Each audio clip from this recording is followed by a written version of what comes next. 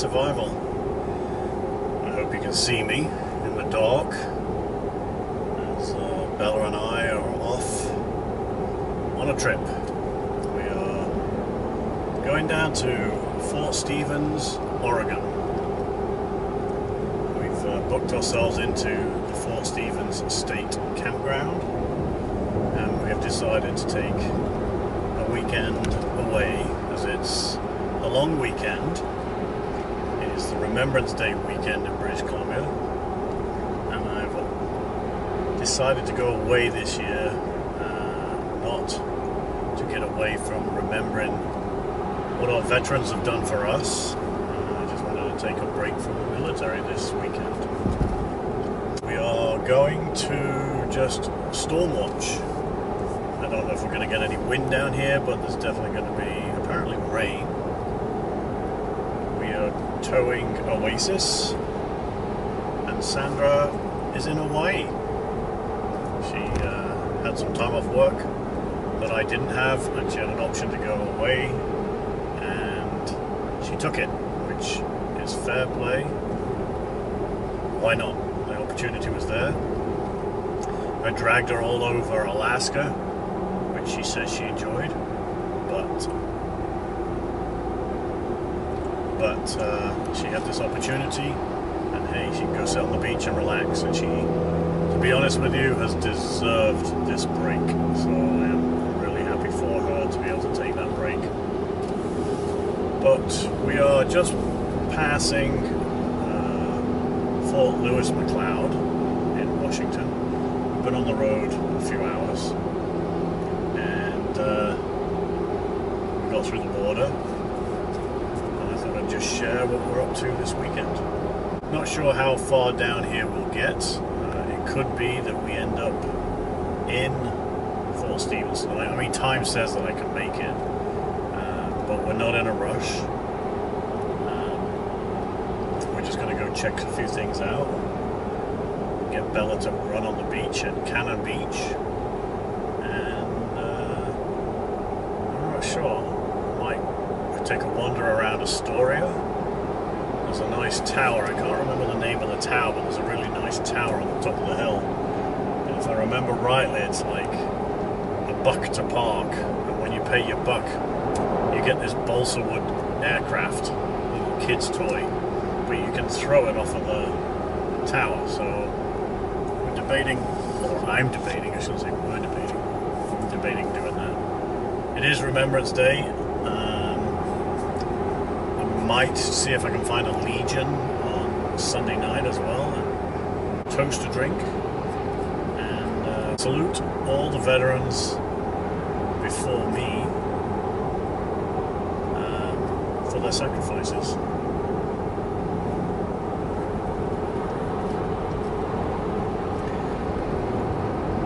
So yeah, for those of you that don't know, some of you might know, retired from the military in September. Now, I didn't retire from old age, you know, even though my looks say I'm old.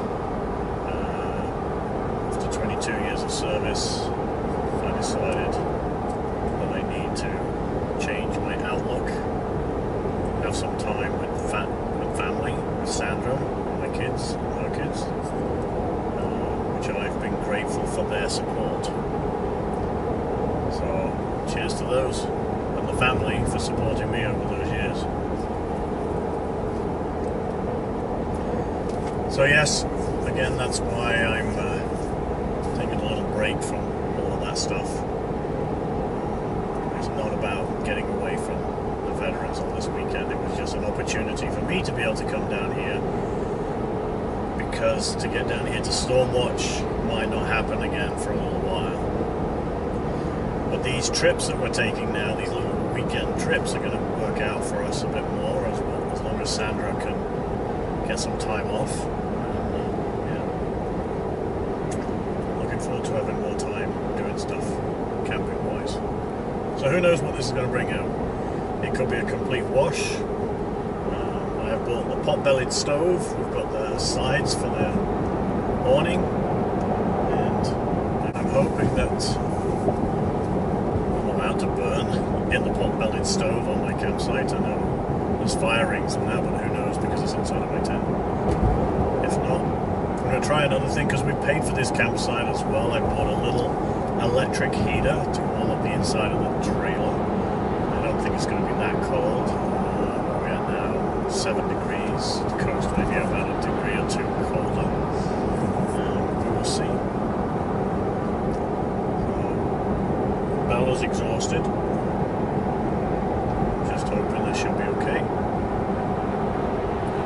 My little buddy's coming out with me. Get her into the ocean, on the sand, and let her enjoy some time running around as well. There's the sign in the middle of the bridge, entering Oregon.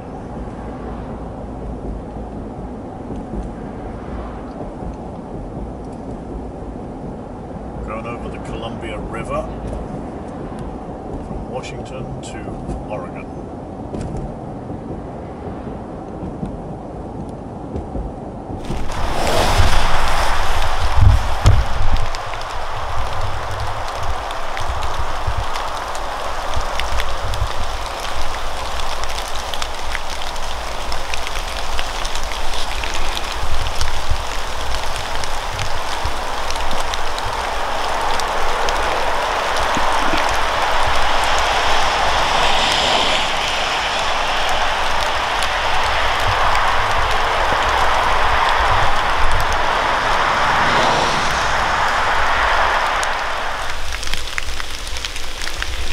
Going to use the pocket rocket today. Going to try something different. We sort of thought about this before, rather than build the 2-burner stove up. I'm going to see if the pocket rocket's any faster. It's going to be a cup of tea and an old MRE apple oatmeal cereal in that packet. Nice thing about it, just boil it in the pot. Miss Bella is having her breakfast as well. The verdict on the pocket rocket: it's a hair faster.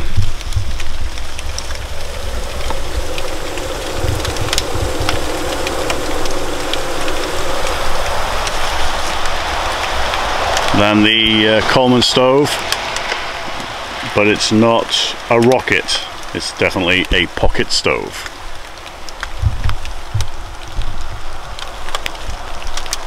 Steam from the kettle coming from underneath. No, we're not on fire. So the MRE is now inside. A couple of minutes and that will be super hot. It's such a nice breakfast.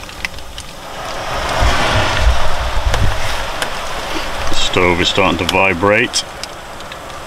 It's been running now for a couple of minutes with the MRE inside. It's time to turn it all off.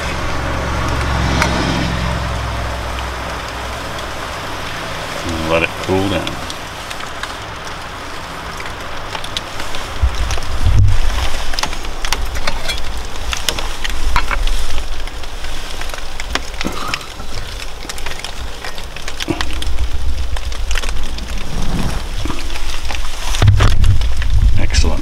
Now to cut it open and eat it.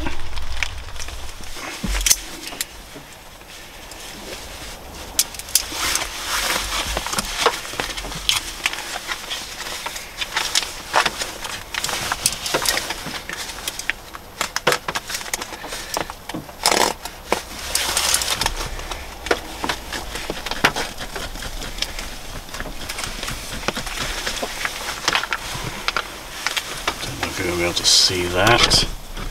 I'm not pouring it all over the dash, but yeah, it's just a bit of slop. But realistically, it is hot and sweet and healthy. Well, it's nice and hot. I'm not going to eat it in the car because it's raining. Bella likes this as well, and it's healthy. Maybe a bit of sugar in there for her, but the oatmeal, maple, What else can you say? Oh, this is good.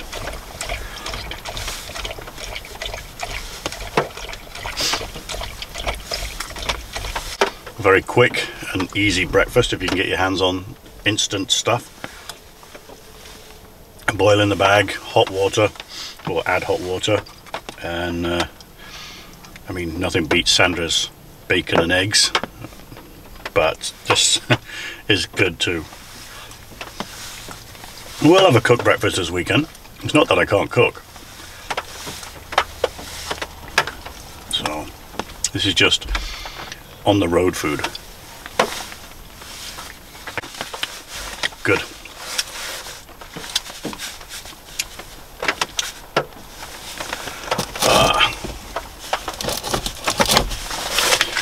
Pack it in, pack it out. That's what I say. I have actually got a McDonald's coffee cup, or tea cup actually, look now, tea. I can put this in here. When we get to garbage later today. It says, if I can get it in there.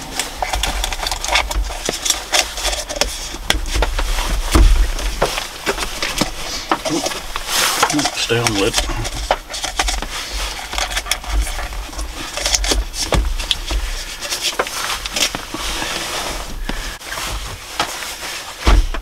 Perfect.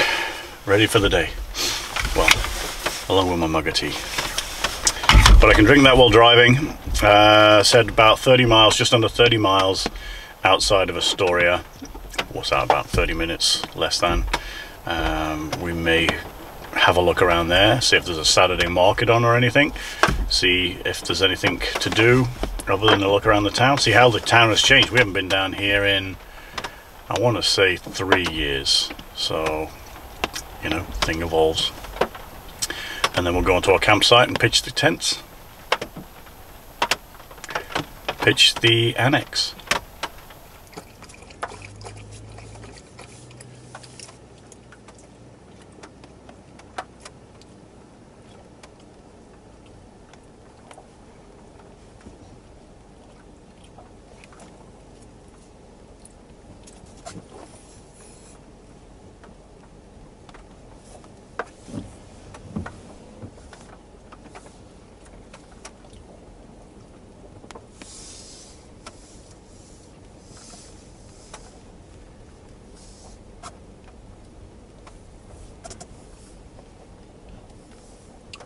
See you later, overnight camp.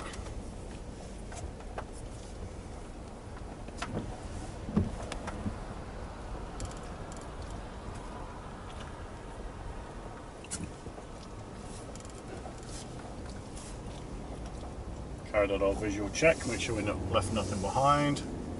Proceed on US 30.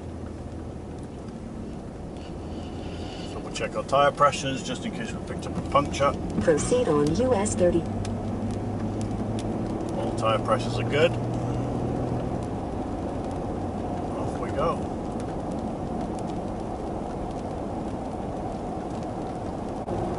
We're not in a rush today, so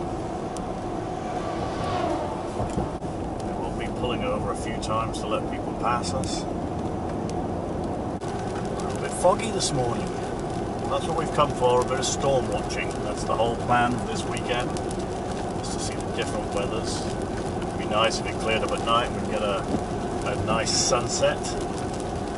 This is one of the nice things about this drive. You can go down to Portland to see the summer market, obviously in the summer months. You can go down further to their outlet mall get some shopping done if you wish, but then you have to cross this mountain range, this coastal mountain range that takes you from the I-5 or sort of the main through north-south highway over the range to get to the coast. And this coast road has, or can have, I should say, had snow on it early times in the year because you gain some elevation. I can't tell you what the exact exact elevation is, unfortunately, at the moment. But as you climb up and over it, the temperature dropped for us last night. It went down from 6 degrees down to 3 degrees. Sorry, no, it went down to 3 degrees. But it's a beautiful drive, whether you are in all 4 seasons. This is the fall. The leaves have mostly fallen. I've missed the colours today, but you know, it's just such a beautiful drive.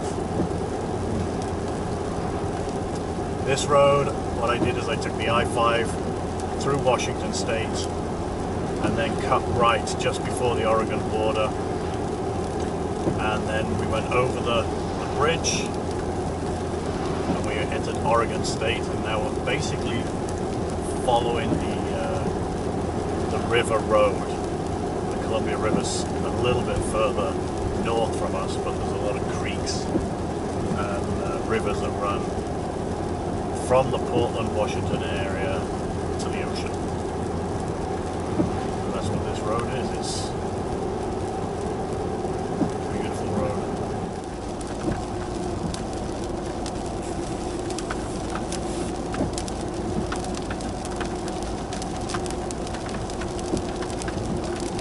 There's a big change in gas prices heading south as well. I filled up in Burlington, Washington, at $3.05 a gallon, and after we left there and headed south, pretty much everything south of there has been around $3.30 to $3.60 a gallon, which I'm glad I filled up. Might be able to get down here and back up to Burlington on the same tank of gas. That'd be kind of nice, but who knows.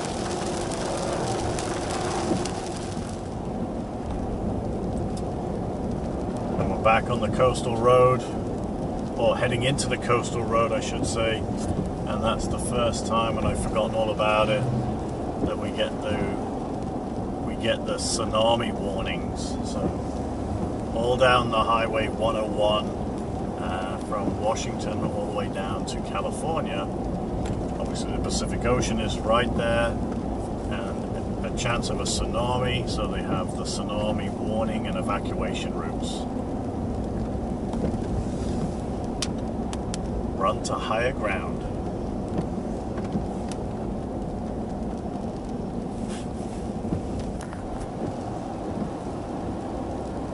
Jealous of his wood pile already. More wood. Oh. A man after my own heart. And this is the Columbia River.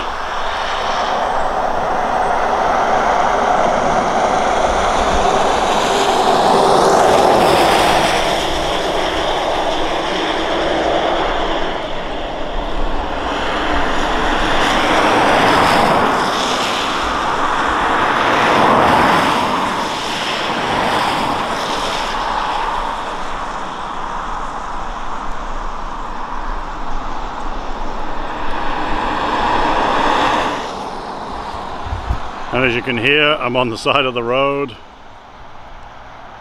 and I can also smell the salt on the ocean. And the price has come down to $3.39. Not bad.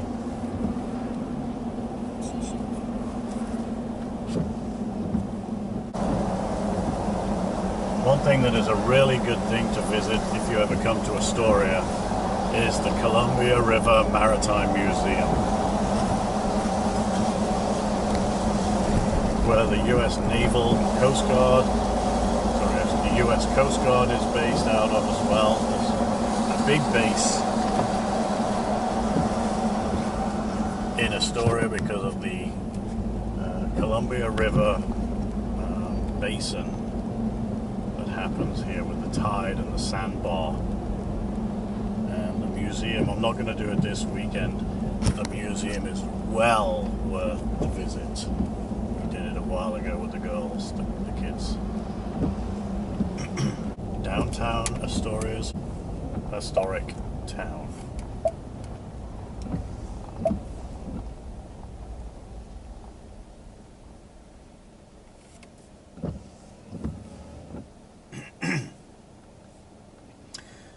have pilots here, i.e. pilot boats, that can help guide everybody through the sandbar. It takes years of training to become a bar pilot.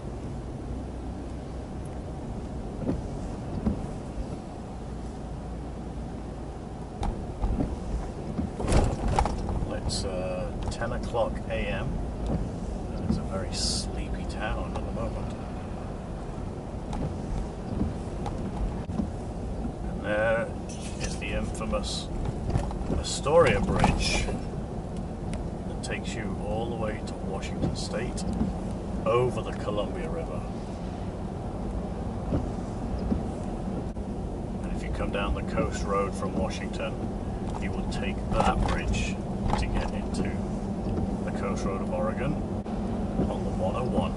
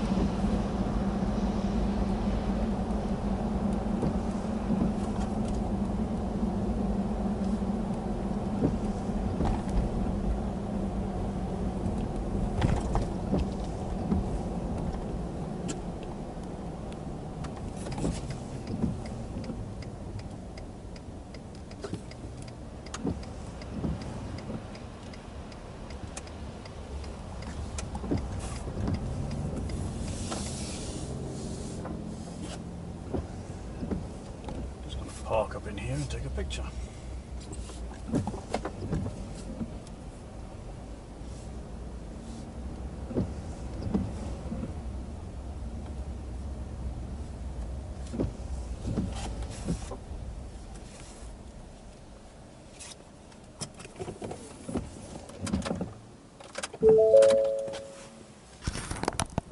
And that is the bridge.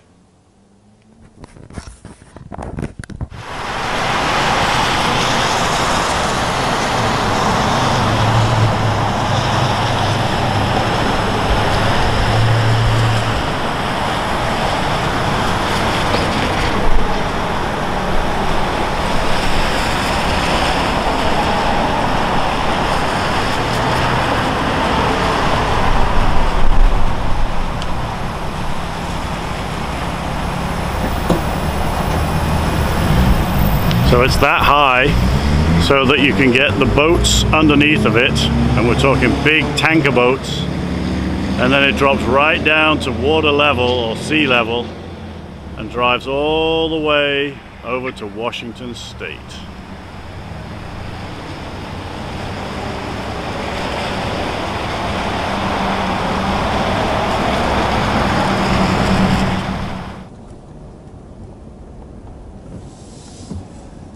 This is another bridge that crosses the river, and this is heading to the 101 and Fort Stevens.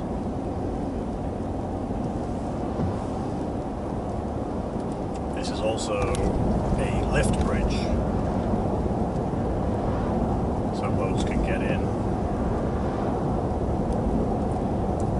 Just to the left, not that we can see it, is the Coast Guard's air station.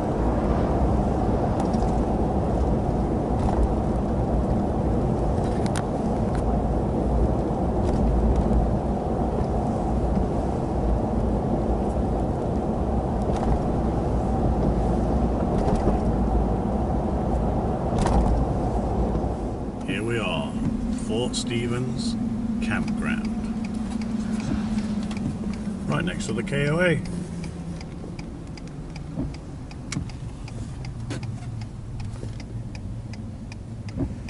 Now we're a couple of hours early, so I'm going to be interested to see if they'll let us in.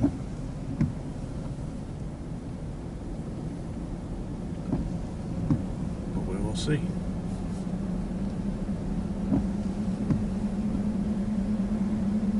Now this is a big campground. I think it's like 350 campsites.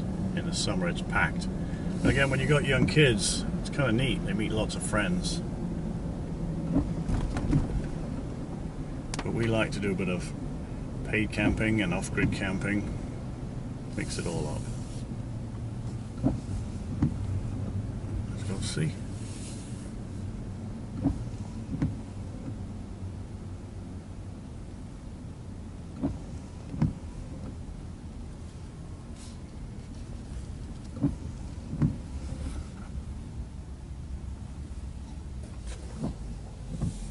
And they have an old Willis Jeep at the gate.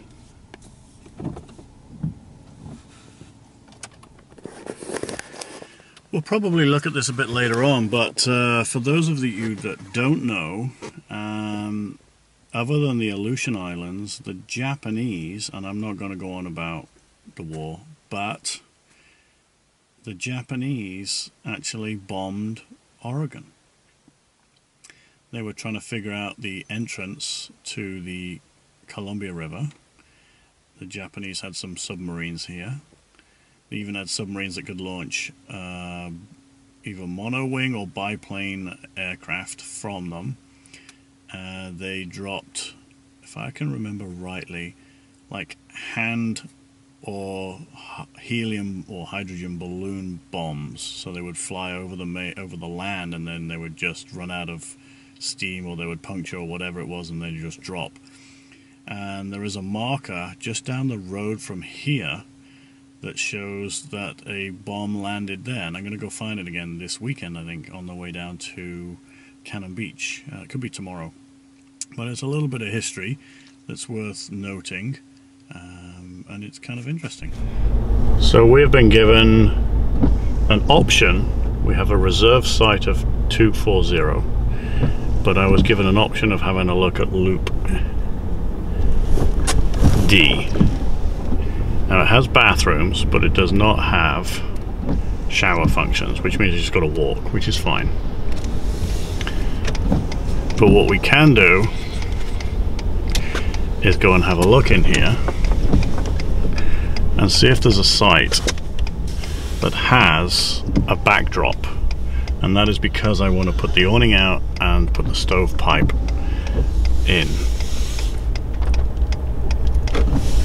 which is fine. And it's a matter of being able to drop it in to the right site. So that one's nice, but its bathrooms are right there. I don't want to be too close to the bathrooms. But I need to be able to put the pegs into the ground, and that's the question when the awning is out.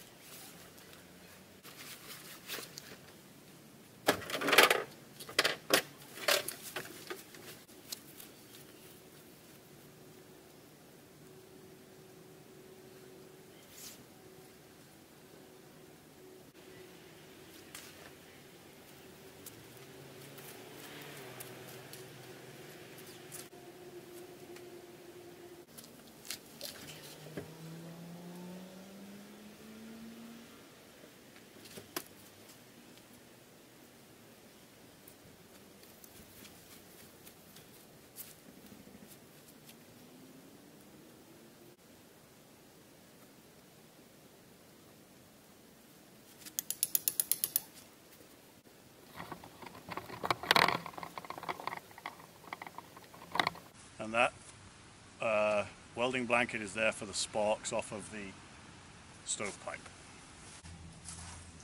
So I've actually never used the titanium stovepipe before.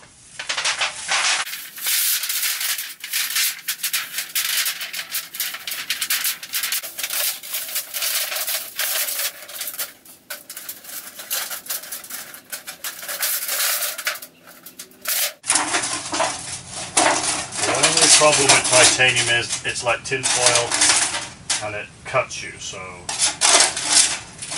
just got to be careful.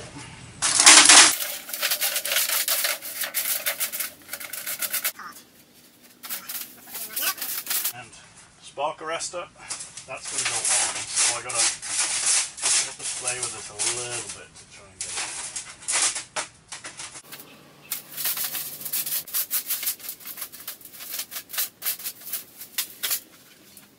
And I have these clamps, banding clamps that I put on the bottom.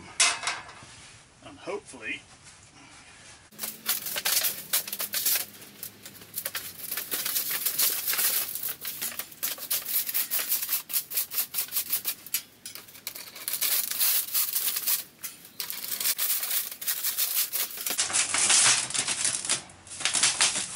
I need to wind it up a bit. And these bands are there to clamp it to the actual stovepipe unit.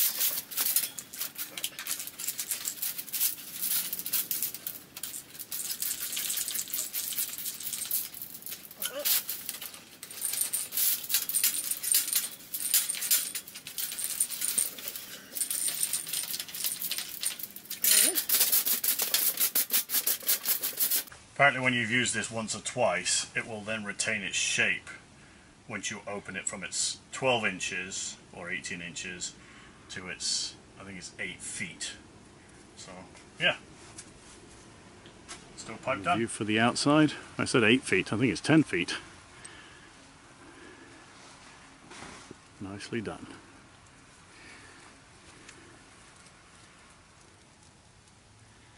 We'll see how that works tonight.